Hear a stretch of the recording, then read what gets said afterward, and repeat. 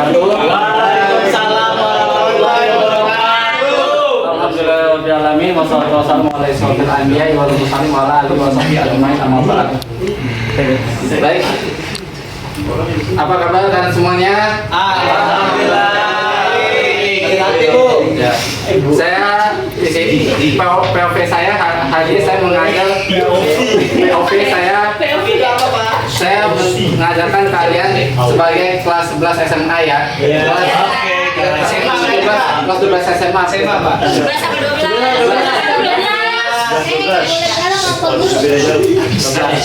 Baik. Saya membawakan tema, Bapak membawakan tema itu kehidupan umat Islam.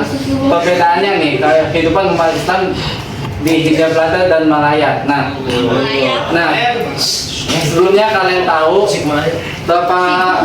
berapa lama sih kita dijajah oleh bangsa Eropa? Yang mana berapa lama dijajah oleh bangsa Eropa? Ada ya. 3,5 abad. Siapa yang jawab tadi?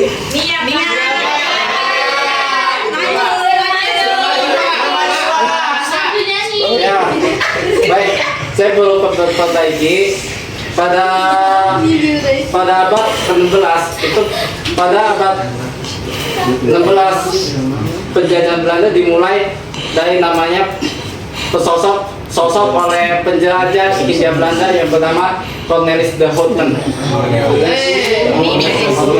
Itu pertama kali. Pak, Nama Bapak siapa, Pak? Bapak belum kenal, Pak, saya kenal. Oke. Sebelumnya nama saya Mario Hafiz, Bapak Mario Hafiz ya. Panggilnya Pak Mario aja, silakan ya. Baik, saya berlanjut. Bapak, apakah kita benar bahwa Belanda menjajah selama 350 tahun?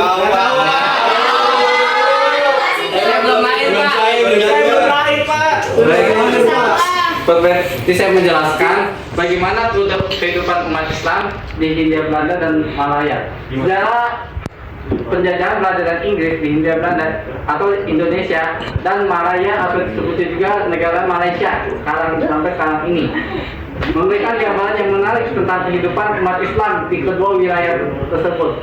Meskipun sama-sama berada di bawah kekuasaan kolonial, terdapat perbedaan yang signifikan terhadap dalam kebijakan ekonomi, politik, dan sosial yang berdampak pada struktur masyarakat serta praktik keagamaan dan budaya Islam.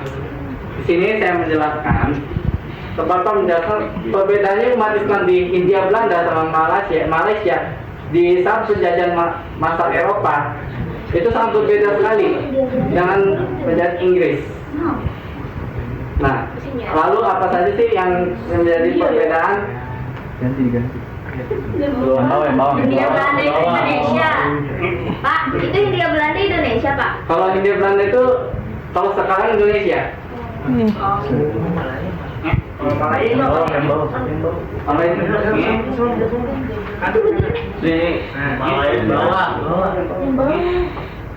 Malaya itu Apa? Iya, tapi Malaya.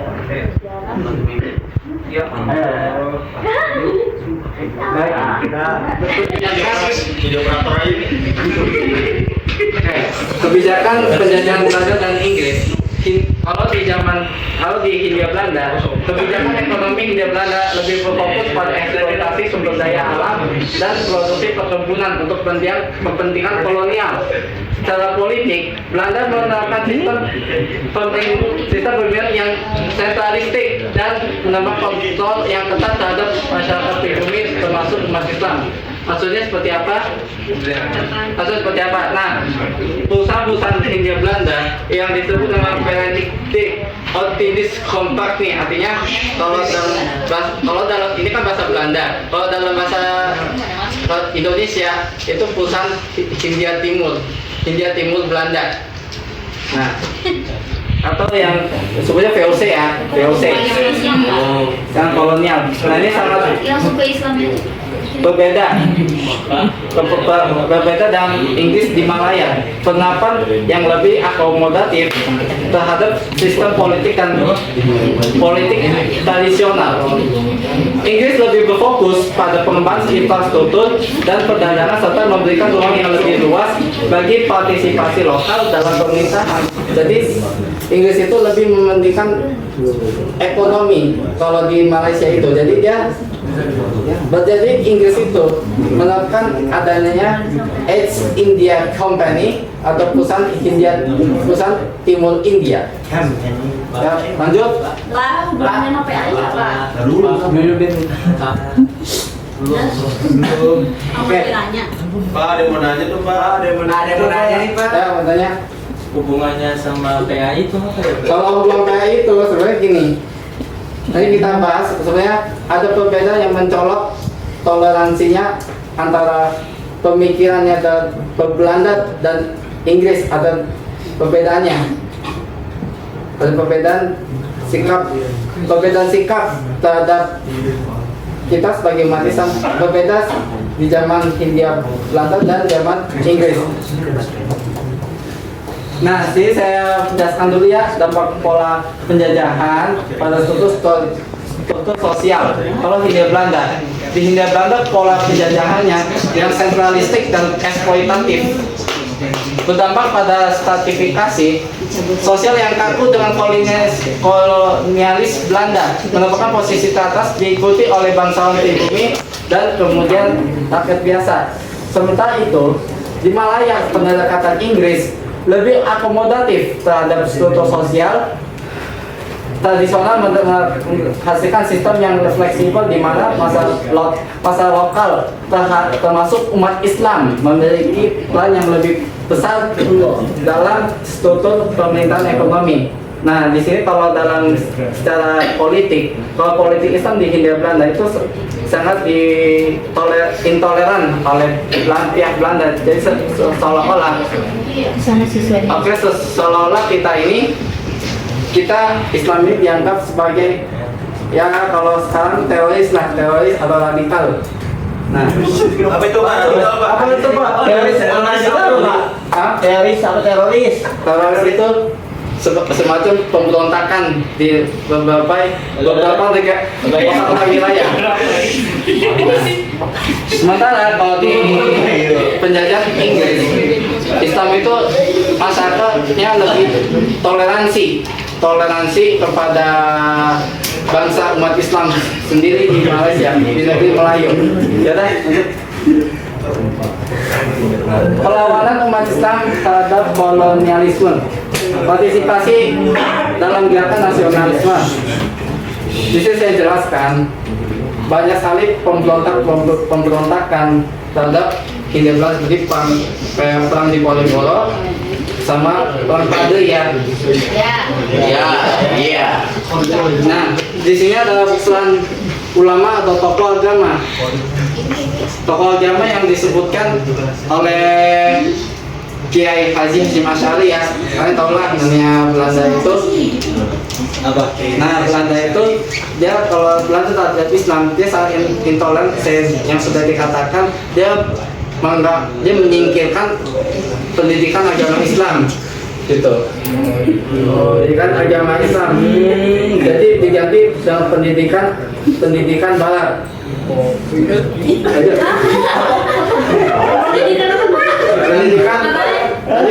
Tadi diganti kalau mau Belanda itu dia menyingkirkan Islam, diganti pendidikan milik Inggris. Jadi pihak Inggris merubah semua Islam jadi barat liberal. Kata Bapak Inggris mentoleran agama Islam. Ya memang intoleran, tapi memang intoleran. Cuma perbedaannya kalau Belanda itu dia lebih intoleran, dia sehingga Islam tuh maunya disingkirkan, mau dipinggirkan. Jadi semua umat Islam tuh harus belajar dan budaya barat. Harus belajar. Harus. Kamu berisik sekali. Dampak penjajahan pada praktik keagamaan dan budaya Islam. Di Hindia Belanda, kebijakan Belanda yang cenderung restriktif terhadap praktik keagamaan dan budaya Islam terdapat pada terbatasnya ruang ekspresi dan perkembangan tradisi Islam di wilayah ini. Hal ini mendorong umat Islam untuk mempertahankan identitas dan tradisi mereka yang lebih tertutup. Nah, yang seperti saya jelaskan, pendidikan Islam itu cenderung berbeda. Jadi banyak yang sekolah-sekolah kayak HBS yang KBS apa? Gajah duduk. Oke, kalau dalam bahasanya, kalau dalam bahasa Belanda, Burger School.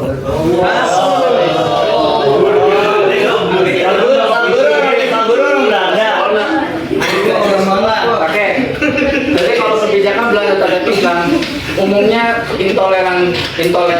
Jadi yang pada fikih sama akidah akhlak sama pernikahan agama Islam itu disingkirkan oleh umat Islam. Jadi nggak boleh. Jadi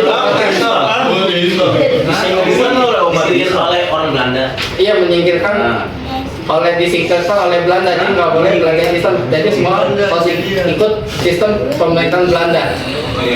Jadi kalau sementara di Malaya, Inggris itu lebih banyak toleransi dan kebebasan bagi umat Islam untuk mengekspresikan praktik keagamaan dan budaya mereka. Hal ini memungkinkan Islam untuk berkembang secara lebih terbuka dan integrasi dengan masyarakat Melayu. Jadi pendidikan Islam ini umumnya kalau di Indonesia kan sudah bilang intoleran. Dia ingin menyingkirkan pendidikan Islam itu seolah-olah Islam itu tidak berkembang. Nah, sedangkan di Malaya intoleran. Kalau Malaya dijajah di bawah jajahan oleh Inggris, dia lebih banyak toleransi, lebih keterbukaan. Jadi Inggris itu kolonialnya inklusif. Inklusif itu apa, Bapak? Inklusif apa? Inklusif itu secara keterbukaan.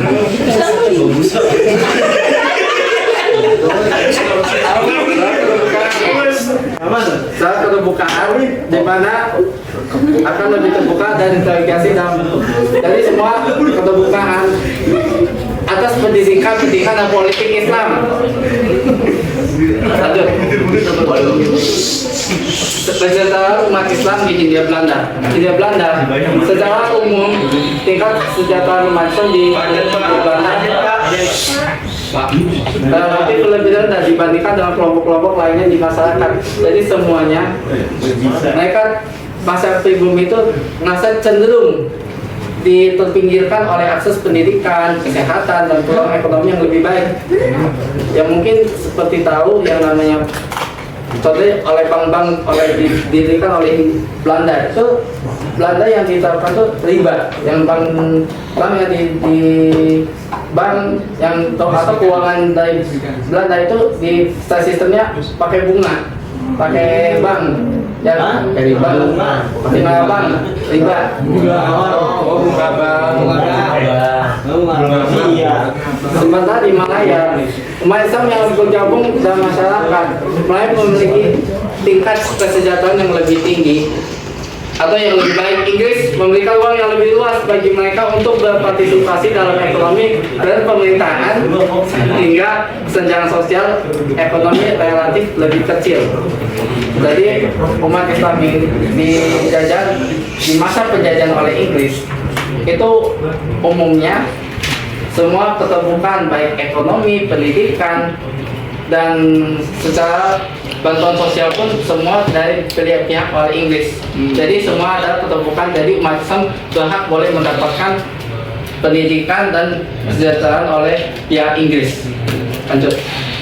Nah, pembelajaran dari penjajahan keagamaan dan inklusivitas selama penjajahan Hindia Belanda dan Malaya menunjukkan pentingnya menjunjung tinggi keberagaman dan inklusivitas dalam membangun masyarakat yang adil dan sejahtera. Seperti yang kita sudah bahas, Pak, ada yang tidur Pak. Jangan itu ya. Keberagaman dan inklusivitas. Jadi semua dari pihak penjajahan itu memiliki berbeda-beda pandangannya terhadap Islam. Seperti berbeda-beda. Jadi kalau Belanda seperti yang saya jelaskan, dia tidak memiliki masyarakat atau bersikap yang adil dan sejahtera. Sementara kalau Inggris dia membangun atau dan keberagaman inklusivitas, akses pendidikan yang merata. Sama halnya dengan Belanda memang memiliki peluang untuk pendidikan bagi masyarakat pribumi. Tapi kalau untuk soal Islam, dia merasa ingin menyingkirkan untuk pribumi semua. Nah, Iya, penyingkirinnya gimana Pak? hah? Nyingkirinnya tuh kayak gimana? Nyingkirin itu contohnya seperti ini. Kita temenan aja. Nyingkirin Oh gini ya. itu dia seolah-olah Islam itu dia tidak menganggap Islam itu sebagai agama. Jadi Islam itu sebagai agamanya yang bodoh dan agama yang bodoh gitu loh. Paham nggak? Maksudnya yang lebih intinya itu gimana Pak? Jadi intinya kalau Islam itu dia kalau terhadap pendidikan Islam itu dia kalau semua di masa penjajahan Belanda itu umumnya lebih intoleran, dia nggak semua kepikiran, jadi nggak semua pikir terbuka. Buyang. Jadi Islam itu nggak harus disingkirkan dan diganti ilmu barat, jadi pakai ilmu sains, ilmu matematika, dan sosial lainnya. Tidak memberontak gitu ya. Lanjut. Toleransi Belanda dan Inggris terhadap Islam. Belanda yang restriktif. Pemerintah kolonial Belanda cenderung restriktif dan skeptis Apa terhadap itu artinya Pak? Lalu sabar deh. Ayo Pak. terhadap praktik keagamaan dan budaya Islam di Hindia Belanda. Mereka berusaha berusaha membatasi ruang ekspresi bagi umat Islam. Jadi semua status Belanda itu, karena Belanda itu kan mayoritasnya kan agamanya Kristennya, Kristen.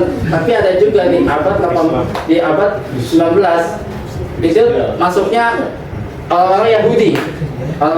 Jadi bagaimana orang Yahudi berusaha menyingkirkan orang Islam itu sendiri. Jadi pribumi harusnya kalau dia tuh murtad gitu loh. Jadi mau murtad bersama, murtad berjamaah kalau dalam istilah sekarang mah.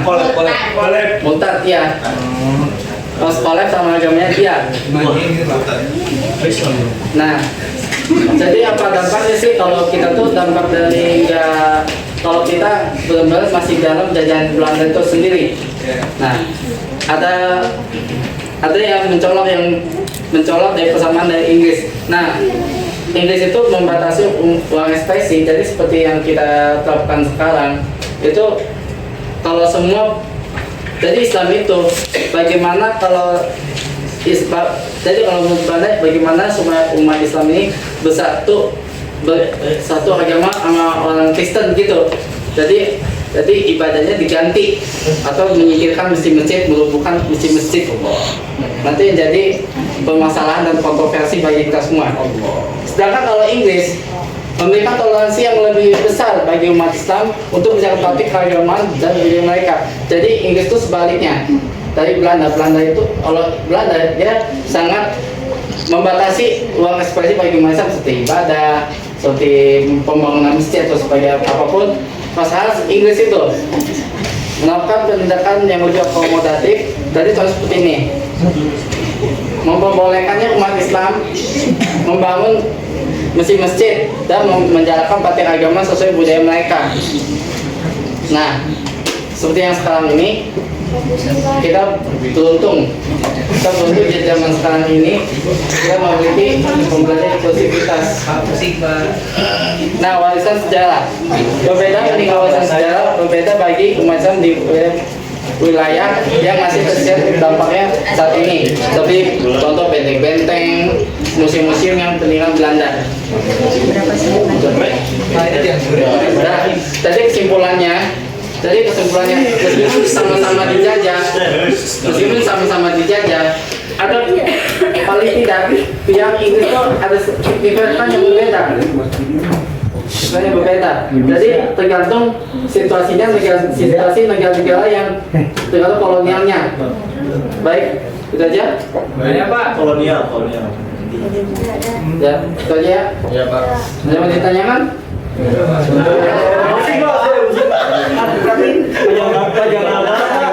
Baik. Terima kasih. Wassalamualaikum warahmatullahi wabarakatuh. Waalaikumsalam.